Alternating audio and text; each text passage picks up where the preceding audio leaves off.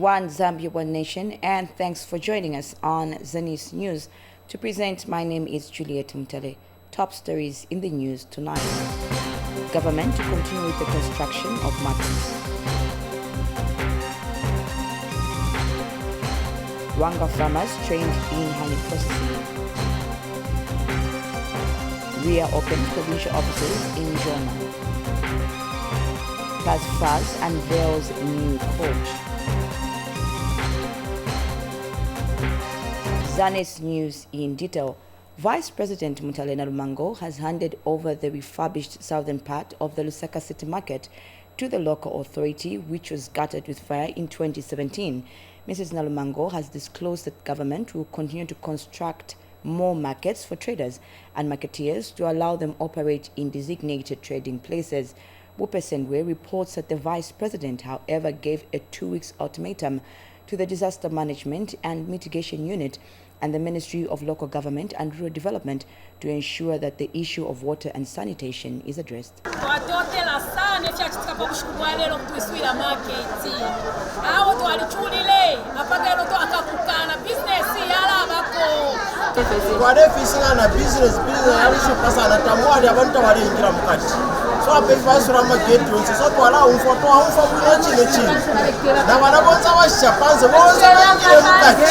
It was a joyous moment for traders and marketeers at the Lusaka City Market as Vice President Mutale Nalumango officially handed over the rehabilitated Lusaka City Market. Mrs. Nalumango records the sad incident of an inferno at one of the largest markets in the country that was reported on July 4, 2017, stating that sources of income for many was affected. The governing may recall that the market was gutted by mysterious fire, though there was finger pointing it should not have been that. In the early hours of Tuesday, 4th July 2017, the most affected part, as we have heard, even through the Honorable Minister and the Director of Ceremony, was the southern part, with approximately 1,379 stands, which were completely consumed by the inferno. Subsequently, about a quarter of the southern part of the market, housing 529 stands, had its roof removed for the purpose of stopping the fire from spreading to the other part or section of the market. That was a sad day. The Vice President called on marketeers and traders to move to designated areas of trading as government continues to construct more markets. In the dignified environment. That is the purpose, department here. So please understand that we want you in designated markets. I was wondering in my mind, there is no law for this. But I was thinking, Honorable Minister, Your Worship, you can't have a bylaw that we can punish those who sell in the market, they leave a stand, and those who buy in the streets. Is there no way? Minister of Local Government and Rural Development Gary Nkombo said the issue of water and sanitation at the Lusaka City Market will soon be addressed. His Excellency the President, Mr. Adam Chairman, believes in that we must make sure that we improve the water and sanitation for our people. This was sort of overlooked. We take the blame, Madam Vice President, for this oversight and make a pledge to you that with your continual support, we are going to make as many toilets, as many showers that have running water and not buckets for this market to function and be attractive to people, where people can go and use and answer the call of nature in conditions that we live at home. And the area member of parliament commended government for prioritizing the rehabilitation of the Lusaka City Market. It's so humbling, Honorable Vice President, that we are seated here, we are smiling, like you can see, I was smiling. We are smiling that people now are going to have a decent trading place. Wupesendo reporting for Zanis in Lusaka. In Southern Province, the Minister of Home Affairs and Internal Security, Jack Mwimbu, has reiterated that no police officer should mount roadblocks anywhere else apart from the designated security checkpoints. Mr. Mwimbu says it is unfortunate that some traffic police officers have continued to inconvenience members of the public and motorists with unnecessary roadblocks. He says government has, however, not given any instruction that traffic regulations should not be followed, but that officers can enforce the regulations without effecting unnecessary roadblocks. The minister was speaking when he visited Pemba Police Station to appreciate the challenges it is facing. Mr. Mwimbu is touring Southern Province to appreciate challenges that the institution under his ministry are facing. We also gave directives that there should not be any unnecessary roadblocks. But we have continued to do that. We have continued to inconvenience members of the public. We have not given a directive that traffic regulations should not be enforced. We didn't say that. No, that's all right. You continue enforcing traffic regulations without unnecessary roadblocks. These roadblocks which we are effecting have become an embarrassment to the country. Members of the public who are coming from other countries and so on find it strange that at every point, not more than 10 kilometers, there's a road. A single officer, no signpost, not in uniform, is implementing a roadblock. It's a cost to the economy and is causing an unnecessary embarrassment to the country. Now, Rufunsa Member of Parliament, Ishio Mulyata, has commissioned 15 boreholes to cushion the water challenges in her constituency. Mrs. Mulyata, who is also Lusaka Province Minister, says the boreholes were drilled at a total cost of 658,000 kwacha under the Constituency Development Fund, CDF. Here's a report from Rufunsa District.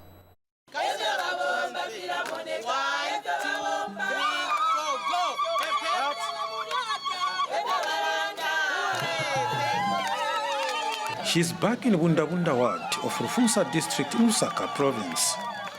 Ms. Shio Mulyata, Rufunsa constituency member of parliament, who is also Lusaka province minister, is here to officially commission a borehole drilled at Chinyunyu police post.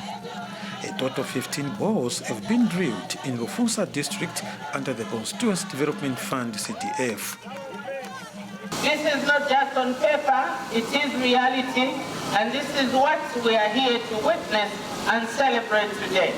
That to improve access to clean water in our district, a total of 15 boreholes have been drilled and equipped in Bundabunda and Mwachilele wards at a total cost of 658,000 kwacha. Ms. Mulyata has also assured the local residents of government's commitment to develop the area. It's very important, Councillor, that the people know the information. It is your duty, Councillor, that each and every village, they must know what the CDF is doing. Rufunsa District Council Chairperson Kennedy Mylon was also present at the event. My appeal is that let us keep these boreholes jealously. Gives me hope that in the near future we will not have anyone struggle to access clean water. Jonathan reporting for Zanis News in Rufunsa, Lusaka Province. The Road Development Agency, RDA, has commenced works on Ron Section 1 bridge, which is prone to flooding every rainy season, making the Kapindula Road impassable. The bridge connects the Ron Antelope General Hospital to the Central Business District and Wansha constituency. Here are the details. This is Section 1 bridge connecting Wansha constituency to Ron General Hospital, which is situated in Ron constituency. Every rainy season, road users face challenges in connecting between the two places as the road gets impassable due to flooding of the bridge. Fortunately, Government, through the Road Development Agency, has started working on the bridge. This bridge has been giving us problems. Sometimes you agree with me that sometimes we do even close this road and divert into the mining route. But once we do this job, I'm sure this thing will be a problem of the past. And my humble appeal is that as I keep on engaging Minister of Infrastructure and Finance, and of course other stakeholders, the local authority, we need to see that from here we do a good job. The development has cheered the residents. We are grateful for the roadworks. We used to suffer a lot when the bridge gets flooded. I'm very sure once the bridge is done, it will be easy for us to take patients to the general hospital. One only hopes that once the works are completed, the problem of flooding will be a thing of the past. Karen Mshenywa, Zanis, Luanshya District. You are watching Zanis News from Mass Media Complex. Government, working in partnership with the United Church of Zambia through Mpongwe Beekeeping Project, have trained 18 Luangwa-based bee lead farmers in honey processing, value addition, and packaging. Mpongwe Beekeeping Project Unit Manager Christabel Mumba says the project was established to empower and to provide the local farmers with market for their honey. Liz Tandumba has filed in this report. 18 out of the 100 bee farmers in Luangwa district have been empowered with knowledge and skills in honey processing. The project unit manager explained the importance and benefits of venturing into beekeeping. Go back and become a beekeeper from another level. Because in beekeeping, you don't need any input.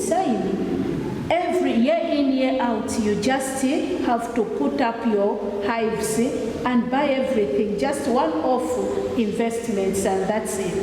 Deaconess Mumba has called on the bee farmers to work hard to help grow their businesses in the district. She further urged the bee farmers to plant more trees and preserve the environment to grow their businesses. And again, we can also go into the habit of planting trees in our farms, because as a farmer, when we cut all the trees, the bees will go. They will no longer be there. We'll find that our hives are empty. Representing the participants, Michael Mkangatha thanked government and the church for empowering them with knowledge and skills. We also learned to safeguard our land, more especially the trees. The 18 lead farmers are among the 100 bee farmers in Luangwa district who are beneficiaries of the strengthening climate resilience of agricultural livelihood in agroecological regions 1 and 2 in Zambia's Grala project. The bee lead farmers were accompanied by Luangwa District Acting Agricultural Officer Derek Sinkala and 5 camp extension officers. Liz Tandumba, Luangwa District. As Christmas Day draws near, First Lady Mutinta Hijilema has handed over 110 Christmas baby hampers to the Ministry of Health to be distributed to 21 health facilities within Lusaka. Mrs. Hijilema says hampers worth over 184,000 kwacha have been donated by Stanbic Bank. Jens Malumba has the rest of the story. First Lady Mutinta Hijilema was today at Stay in School Initiative officers with one agenda: to distribute these Christmas baby hampers. The baby hampers that have been donated by Stanbic Bank will be distributed to 21 health facilities in Lusaka. Mrs. Hijilema thanked Stanbic Bank for the gesture. We are here this morning to hand over 110 baby hampers that will be given to Christmas babies. And these hampers costed 104,500, which our wish, Madam Minister, is to see these hampers be distributed to the level 1 hospitals in Lusaka. which is kanyama, shawarma, matero, mandevu, and all others. Unlike the traditional way we used to donate to UTH all the time. As we all know, festival season is a gentle reminder of Christ's love for humanity. It's time to give, to share the little we have with our communities. Minister of Health, Sylvia Masebo, was at hand to receive the donation from the First Lady. Ms. Masebo took advantage of the event and called upon mothers and pregnant women to be giving birth from health facilities as opposed from homes. This event, we use it as a tool to raise awareness so that people can understand, can appreciate the importance of giving birth in a health facility, in a clinic, in a hospital, as opposed to giving birth at home. Because during birth time, we note that we lose babies. Sometimes we lose mothers, and that should not happen when we have health facilities that are very close to the family. She then called upon other stakeholders to emulate the bank and share with communities the little that they have. So really, I think I want to join our First Lady in calling on the business community to help us be able to put a smile to our parents and to our children and to our babies in the country. So we really want to thank you, Madam First Lady, that you were able to remember us. Jane Simalumba, Zanis, in Lusaka. Thank you, Jane, for that report. The Rural Electrification Authority, REA, has opened its provincial office in Southern Province in response to President Hakainde Hichilema's aspirations of taking essential services closer to the people. Southern Province Minister Cornelius Mwetwa officially opened the office, which will oversee the operations of REA, especially in identifying need areas to be connected to the national electricity grid. Since its inception in 2003, the Rural Electrification Authority, REA, has been operating centrally in Lusaka. The authority has now started implementing the decentralization policy by opening provincial offices. Southern Province, Choma, is among other 3 provinces which have opened their offices today. The other 3 Rural Electrification Authority offices that we have optionalized are in Kasama, Solwezi, and Chongwe. I want to announce that through 2022 to 2026 strategic plan, the authority intends to further broaden its presence to other provincial levels. This will sustainably add to improvement in our service delivery to all our stakeholders. Southern Province Minister Cornelius Mwetwa, who officiated at the official opening of the facility, has commended REA for responding to what President Hakainde Hichilema wants. For us as Southern Province, therefore, this opening of REA offices is a milestone, not just for Choma, not just for REA, but for the province, and I believe the nation as a whole. We, as a rural province, therefore, are elated that you have cascaded down to provincial level so that our people, institutions that require Rural Electrification Authority services, do not have to wonder how to get to your offices in order to get the service that you provide. Mike Munkombwe, Zanis, in Choma District, Southern Province. Still in the news tonight, a 12-year-old girl of Mufulira District on the Copperbelt Province has allegedly been murdered by 2 juveniles aged 14 and 15. Copperbelt Province Commanding Officer Peacewell Mwemba says the 2 boys allegedly assaulted Gladys Sopek on December 11, 2022 in Kasunswa Township around 14 hours. Mr. Mwemba said the victim was taken to Arthur Davison Hospital in Dola, where the juvenile suspects were not arrested at the time. He said the victim died on December 16, 2022, and the postmortem was conducted on December 20, 2022. And postmortem results indicate that the girl died as a result of head and chest injuries which she sustained during the assault. Mr. Mwemba said the suspects, who are both pupils, have been apprehended and will appear in court soon. Still in the news, Mongo Central Constituency Development Fund chairperson Sikuniso Mumpo says 100 desks have been locally procured at a cost of 140,000 kwacha.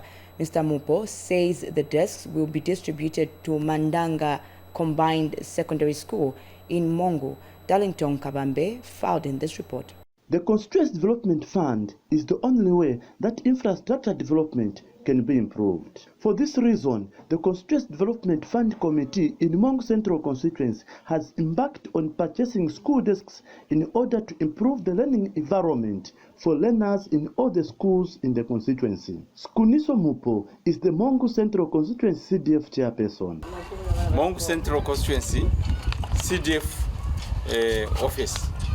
So we have supplied, or we managed to arrange for the supply of 100 desks to Mandanga Combined School. So far we have supplied almost 90 now. So we are remaining with only 10 more to wind up the work.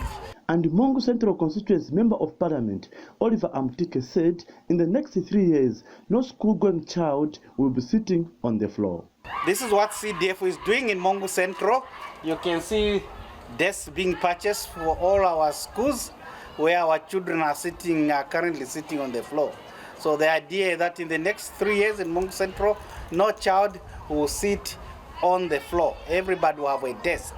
And so we have a program to buy desks in all the schools of Mongo Central, as well as replace structures that are not complete, like those you see across there, which just have a roofing on top, but no proper structure. Through CDF, we are building new classrooms like those in all our schools in Mongo Central. In the next 3 years, no such structures will exist. No school made out of mud or grass will exist. And that's what the New Dawn government is doing. Meanwhile, Sari Mutemwa, a teacher at Mandanga Combined Secondary School, has appreciated the gesture. I'd like to appreciate for receiving the desks. So the delivery of the desks is a welcome move. It has helped to reduce the problem of desks that children face. So just this classroom you are seeing here accommodates about 120 learners in the morning, and in the afternoon 120 to 140. So we really face a challenge of desks. So this move will help to alleviate that challenge, besides the other challenge of classroom space. Darlington Kabambe reporting for Zanis News in Mongo District, Western Province. Thank you, Darlington, for that report from Western Province.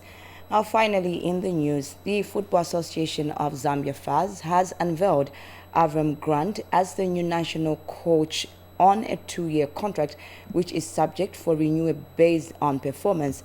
FAZ President Andrew Kamanga unveiled the new coach at a press briefing at Pamodzi Hotel in Lusaka. Sunday Wadia filed in this report. The Football Association of Zambia, FAZ, has unveiled Avram Grant as a new national team coach on a 2-year contract, which is subject to renewal based on performance.